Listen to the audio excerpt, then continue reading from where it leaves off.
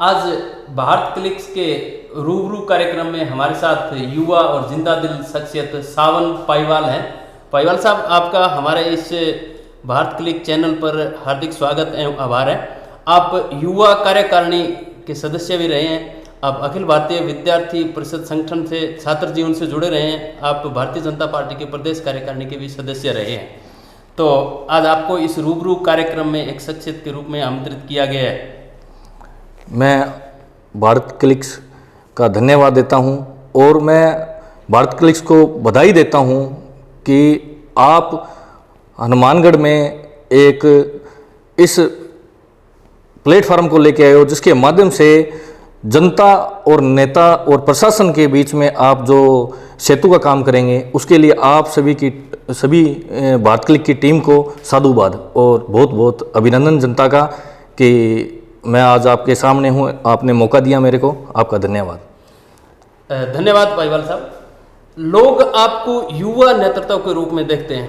आप जिले में एक समाज सेवक के रूप में काफ़ी लंबे समय से यानी विद्यार्थी काल से भी सक्रिय हैं और जिले के लोग आपको बजरंगी भाईजान के नाम से भी जानते हैं। तो आपके बारे में बजरंगी भाईजान क्यों कहा जाता है, ऐसा क्यों? हनुमानगढ़ में मैं युवा मोर्चा से मेरा शुरुआत रही है, राजनीति से जब मैं जुड़ा। पहले छात्र जीवन में मैं एवीपी में रहा, उसके बाद मैं युवा मोर्चा का जिला उपाध्यक्ष के रूप में मैंने काम किया। तो मैंने समाज सेवा में काफ़ी काम किया। उसी में एक घटना हुई, मेरे मोहल्ले में एक बिहारी परिवार रहता था जिसके 5 बच्चे थे। उनमें जो सबसे छोटी बच्ची थी जो 3 साल की थी, उसका अपहरण हो गया था। तो मेरे को मेरे घर से सूचना मिली कि इस तरह की ये घटना हो गई, तो मैंने पुलिस से संपर्क किया। उसके बाद में पुलिस के ने जो कार्रवाई करनी थी वो कर रही थी, लेकिन मैंने खुद के एफर्ट लगाकर उस औरत का पता लगाया जो उसको अपहरण करके ले गई थी। उसका मोबाइल नंबर तक मैं पहुंच गया, उससे उसकी लोकेशन निकालकर मैं पुलिस के साथ कोरोना काल में हाँसी गया। पुलिस के साथ, पुलिस की टीम थी, उनके साथ मैं हाँसी गया। हाँसी से पूरी रात हम घूमने के बाद में उस औरत का पता लगा और उस बच्चे को हमने बरामद कर उसके माँ बाप से मिलाया। तब जो जनता थी उन्होंने उस बच्ची को मेरे कंधे पे बिठा दिया और वो फोटो वायरल हुई। उसके साथ हनुमानगढ़ का जो मेरे को प्रेम मिला, उन लोगों ने मुझे बजरंगी भाईजान की उपाधि दे दी। धन्यवाद। बड़ी खुशी की बात है कि आपने एक छोटे बच्चे को उनकी माँ बाप से मिलवाया। आप एक विधानसभा प्रत्याशी के तौर पर, विधानसभा उम्मीदवार के तौर पर आप अपनी तैयारियों में व्यस्त हैं और आपकी गतिविधियों और कार्यशैली को देखकर ऐसा लग रहा है कि आप आगामी विधानसभा में ताल ठोक कर अब की बार मैदान में आने वाले हैं। तो क्या आप अपने आप को एक उपयुक्त प्रत्याशी भारतीय जनता पार्टी की तरफ से समझते हैं? मैं भारतीय जनता पार्टी का कार्यकर्ता हूं और मैंने जमीन से संघर्ष शुरू करके जनता के बीच में आया हूं। एनएमपीजी कॉलेज के सरकारीकरण की मांग थी, हनुमानगढ़ के टाउन जंक्शन रोड में जो डिवाइडर की मांग थी, इसी तरह सरकारी हॉस्पिटल में अव्यवस्था थी और विभिन्न मुद्दों पर जब भी कोई आंदोलन हुआ तो उसमें मैंने बढ़ चढ़ के भाग लिया। जनता के बीच में रहा हूँ, जनता का हमेशा सहयोगी रहा हूँ और जनता से मुझे भी सहयोग मिलता रहा है।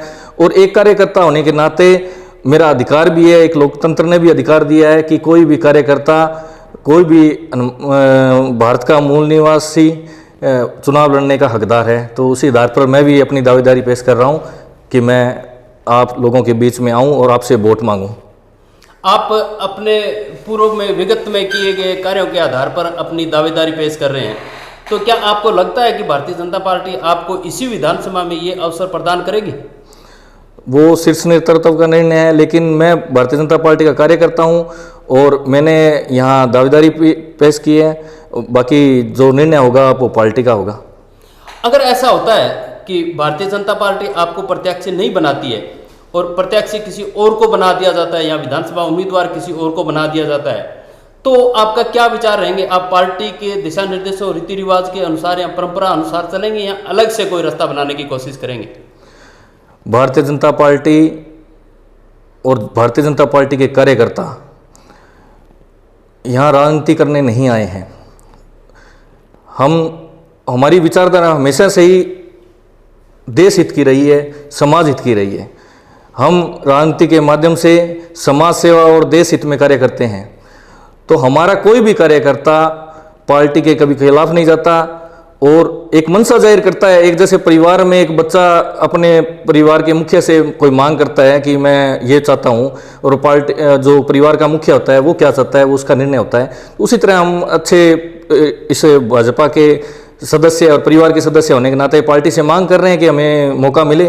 पार्टी अगर नहीं चाहती है कि हम उनके लिए अभी उपयुक्त नहीं है और हमारा काम कहीं और है, तो जो पार्टी निर्णय लेगी हमारे लिए, हम वो काम करेंगे। हमारे लिए पार्टी का उम्मीदवार कभी व्यक्ति नहीं होता, हमारे लिए पार्टी का सिंबल ही हमारा उम्मीदवार होता है।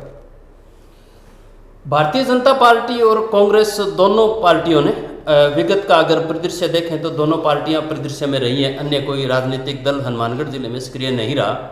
अगर मैं दोनों पार्टियों की मूल पृष्ठभूमि पर देखूं तो आप एक सामान्य उम्मीदवार के रूप में आते हैं, सामान्य श्रेणी के रूप में, और दोनों ही पार्टियों ने अन्य पिछड़ा वर्ग या ओबीसी वर्ग के उम्मीदवारों को प्राथमिकता दी है। तो क्या ये आपके रास्ते में कहीं रोड़ा बनेगी इस तरह की जातिगत भावना?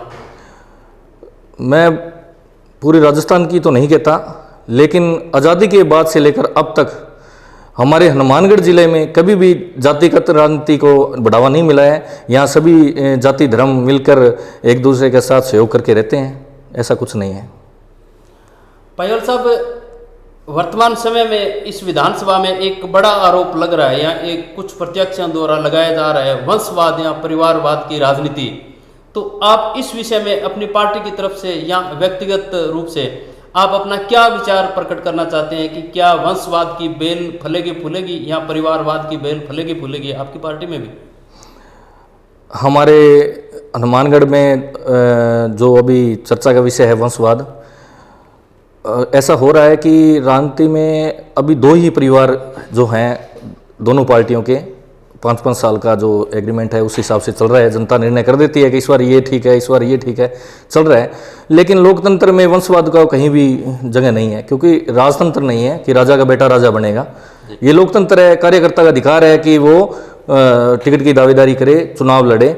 और दूसरा बात करें अपने हमारे बीजेपी की, तो हमारे बीजेपी में हमारे आदरणीय अडवाणी जी, लाल कृष्ण अडवाणी जी जब उम्र दराज हो गए तब उनको संन्यास लेने का समय आ गया, तो पार्टी के शीर्ष नेता उनके पास मिलने गए।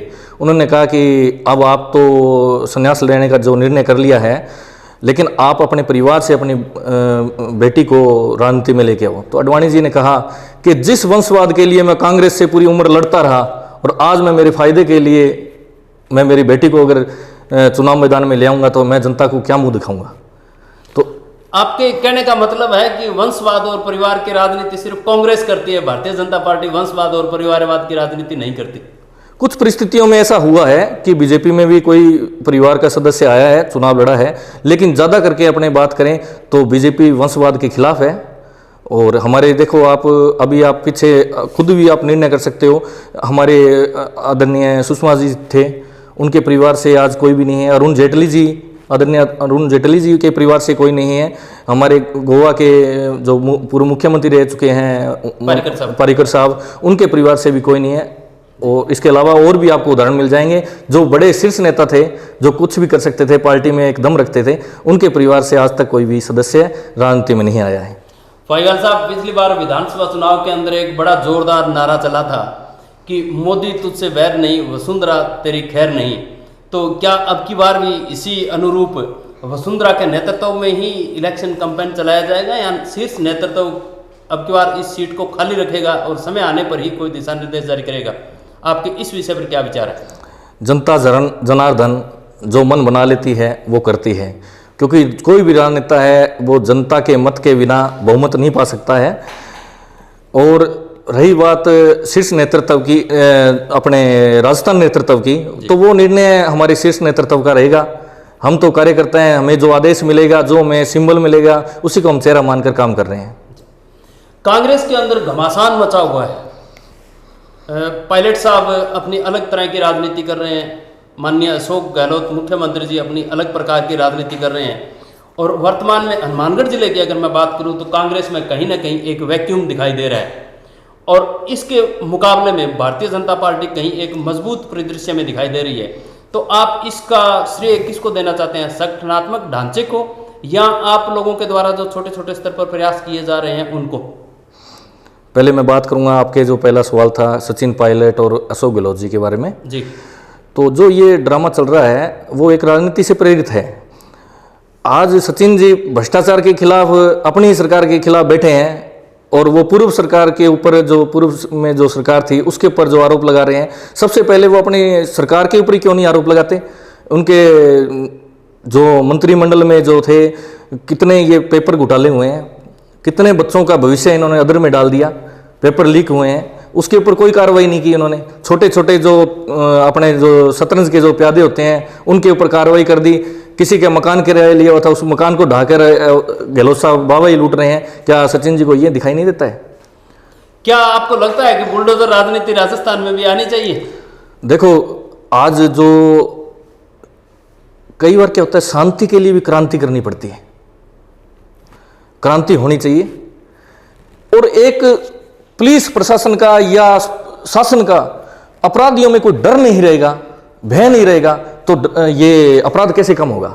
आज हम हमारे उत्तर प्रदेश के बात करें तो आप देख सकते हो जो अपराध का ग्राफ है, पीछे का ग्राफ और आपका ग्राफ चेक कर लो, बुलडोजर की राजनीति कामयाब रही क्या नहीं रही, ये आप देख लो। तो होनी चाहिए, ऐसा होना चाहिए। जो अपराधी है, जो अपराध करता है, उसने जो अपराध कर कर जनता का खून चूस कर उस पैसों से जो ये महल खड़े किए हैं उनको ढा देना चाहिए। आपका मतलब भ्रष्टाचारियों पर सख्त कार्रवाई होनी चाहिए? भ्रष्टाचारियों पर कार्रवाई होनी चाहिए, क्योंकि ये देश का पैसा है, ये जनता का पैसा है, जनता की कमाई का पैसा है, इनका थोड़ी पैसा है। ये भ्रष्टाचार करते हैं, अपने घर भर रहे हैं, तो ये भ्रष्टाचार तो खत्म होना चाहिए ना। कांग्रेस सरकार वर्तमान में एक बड़ा जोरदार अभियान चल रहा है राज्य स्तर पर राहत कैंप का। कांग्रेस जनता को बता रही है कि महंगाई से राहत मिल रही है।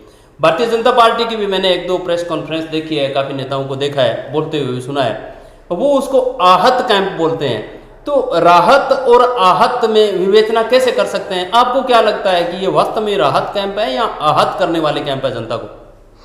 ये तो वो बात है कि जख्म दिए हैं और मलहम की जगह हम नमक लगाए जा रहे हैं। जनता को 5 साल में कुछ नहीं मिला। बिजली फ्री की थी इन्होंने, बिजली फ्री कर दी, आज बिजली आती नहीं है, बिजली से फ्री हो गए हम लोग। हाँ, लगता है ऐसा कभी कभी। कभी कभी क्या आप देख लो, कभी जाके देख लो, थोड़ा सा आराम का मूड होता है तो लाइट नहीं होती है, बिजली नहीं होती है। कभी काम का मूड होता है तो लाइट नहीं होती है। तो बिजली से फ्री कर दिया गहलोत साहब ने, उसी का ये राहत आहत कैंप है। बिल्कुल सही बात है। पालीवाल साहब, राजस्थान सौर ऊर्जा के अंदर सिरमौर है। देश और दुनिया में सबसे ज़्यादा क्वांटम अगर सौर ऊर्जा का यहाँ से पैदा हो सकता है तो राजस्थान में हो भी रहा है। हम देश के अंदर नंबर 1 पर है। उसके बाद में भी बार बार बिजली कटौती की जा रही है, परंतु उसको लेकर भी भारतीय जनता पार्टी मुखरता से या कांग्रेस को घेरने में आक्रामक स्थिति में नहीं दिखाई दे रही। उसका क्या कारण है? आज राजस्थान भौगोलिक दृष्टि से ऐसा है कि अगर सौर ऊर्जा के ऊपर अगर अपने काम करें तो आज हम ऊर्जा के मुकाबले में, पूरे देश में मुकाबले में हम सबसे आगे होंगे। हमारी राज्य सरकार ने जो सौर ऊर्जा के जो भी लगने होते हैं, संयंत्र लगने होते हैं, उसके ऊपर जो अनुदान देना होता है उसमें सबसे ज़्यादा जो कंजूसी बरती है वो हमारी राजस्थान सरकार ने बरती है। इसका खामियाजा हम लोगों को भुगतना पड़ रहा है और आगे इन मुद्दों पर होना चाहिए, सरकार की खिलाफत होनी चाहिए, मैं भी मानता हूँ। जी, रोजगार को लेकर कांग्रेस राज्य स्तर के प्रतिनिधि काफ़ी बार घेरने का प्रयास करते हैं, परंतु ऐसी क्या रूपरेखा है? लोग बीजेपी को भी रोजगार देने वाली पार्टी नहीं समझते। लोग बार बार आपको याद दिलवाते होंगे कि मोदी जी ने 1 करोड़ जॉब का वादा किया था। उस पर आपके क्या विचार हैं? राजस्थान में रोजगार के मामले में हम देख रहे हैं, ये गहलोत सरकार है जो रोजगार निकाल रही है, वैकेंसियाँ आ रही है और बम्पर वैकेंसियाँ आ रही है, इसके फार्म भरे जा रहे हैं, इसके एग्ज़ाम हो रहे हैं। एग्ज़ाम के 3 घंटे के बाद में एक न्यूज़ आ जाती है कि पेपर लीक हो गया है और वो परीक्षा रद्द कर दी जाती है, या जो रद्द नहीं हुए हैं तो जो इनके कांग्रेस के रिश्तेदार हैं, जैसे पीछे एक आरएस की जो परीक्षा हुई थी उसमें जो अपने नाथिका बाड़ा में जो चार्ज था उन साहब ने अपने परिवार के ज़्यादा सदस्य लगाए थे। तो ऐसा रोजगार किस काम का जो अपने चहेतों को, अपने परिवार को देना। बाकी रही बात मोदी सरकार की, मोदी सरकार ने युवाओं को आगे बढ़ाने के लिए रोजगार आप किसको मानते हो? रोजगार क्या सरकारी नौकरी में ही जाना रोजगार है? आज हमारे देश में बहुत से ऐसे कारखाने शुरू किए हैं जिसमें सब रोजगार मिल रहा है, जो निजी क्षेत्रों में भी बढ़ावा मिल रहा है, उसको देखो लोग रोजगार प्राप्त कर रहे हैं। धन्यवाद पाईवाल साहब, आपने भारत क्लिक्स के लिए समय निकाला और हमारे रूबरू कार्यक्रम में पधारे, और आपको अपने उज्जवल भविष्य की शुभकामनाओं के साथ उम्मीद करते हैं कि आप विधानसभा में और विधानसभा प्रत्याशी के तौर पर अपनी टिकट की दावेदारी को जोर शोर से उठाएंगे, और ईश्वर से प्रार्थना करते हैं कि आप अपने लक्ष्य में कामयाब हो, जिला एक नई उन्नति प्रगति के पथ पर अग्रसर हो। धन्यवाद।